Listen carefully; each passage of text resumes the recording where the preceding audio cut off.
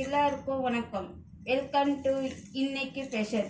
நாம் பார்க்க போகிற சமையல் கடல மாவில் செய்த பொக்கடா. நம்ம ஒரு 1/4 கிலோ கடல மாவு எடுத்திருக்கோம் பொக்கடா செய்யறதுக்கு. இதில் நம்ம மசாலாலாம் கலந்துக்கலாம். 1 ஸ்பூன் பச்சரிசி மாவு போட்டிருக்கேன். நம்ம வெங்காயம் ஒரு 3 வெங்காயம், சின்ன சின்ன வெங்காயம் இந்த மாதிரி பொடிசு அரிஞ்சு வச்சுக்கலாம். பச்சை மிளகா ஒரு 4 பச்சை மிளகா, கருவேப்பிலை சின்ன சின்னதாக கொஞ்சம் அரிஞ்சு வச்சுக்கலாம். இப்போ நம்ம இதிலே போட்டுப்போம்.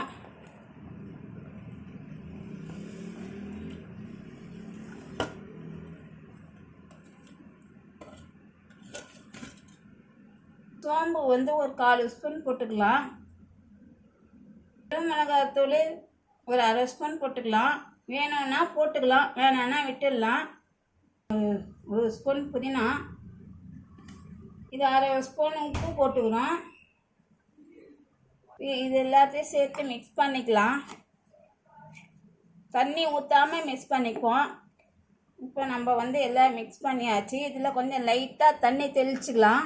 தண்ணி ஊற்றக்கூடாது, கொஞ்சம் லைட்டாக தண்ணி தெளிச்சு மிக்ஸ் பண்ணிக்கோங்க. இப்போ தான் பொக்கோடா நல்லா அருமையாக வரும், முறுன்னு. ரொம்ப தண்ணியாக ஆயிடுச்சுன்னா முறுன்னு வராது. இங்கே பாருங்கள், இந்த அளவுக்கு போதும், ரொம்ப தண்ணியாக வேணாம். அப்போ தான் எண்ணெயில் நம்ம கொஞ்சம் கொஞ்சமாக அப்படி விடுறதுக்கு கரெக்டாக இருக்கும். இப்போ இது ஓரமாக வச்சுட்டு இப்போ நம்ம கடாயில் எண்ணெய் காய வச்சுக்கலாம். எண்ணெய் காஞ்சிருச்சுங்க. இப்போ நம்ம கொஞ்சம் கொஞ்சமாக எடுத்து இதை போட்டுக்கலாம். அந்த மாவு மிக்ஸ் பண்ண மாவெல்லாம்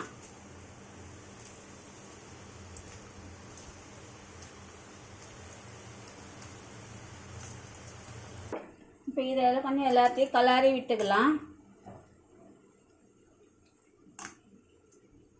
இது நல்லா ப்ரௌன் கலர் ஆகட்டும். இப்போ இந்த நேரத்தில் கொஞ்சம் இந்த மாதிரி செவந்து இருக்கிற நேரத்தில் நம்ம நசுக்கி வச்சுருக்கேன்.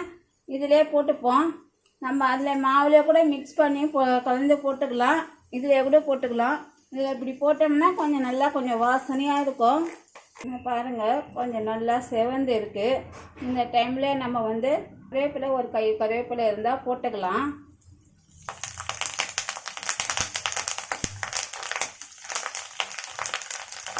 வீட்டிலே ஒரு 2 நிமிஷம் தாங்க, 2 நிமிஷத்தில் செய்து முடிச்சிடலாம். இது அவ்வளோதான், முடிஞ்சிச்சு. இது உங்கள் வீட்லேயே நீங்கள் செய்து பாருங்கள். உங்களுக்கு பிடிச்சிருந்தா லைக் பண்ணுங்கள், ஷேர் பண்ணுங்கள், சப்ஸ்கிரைப் பண்ணுங்கள். தேங்க்யூ.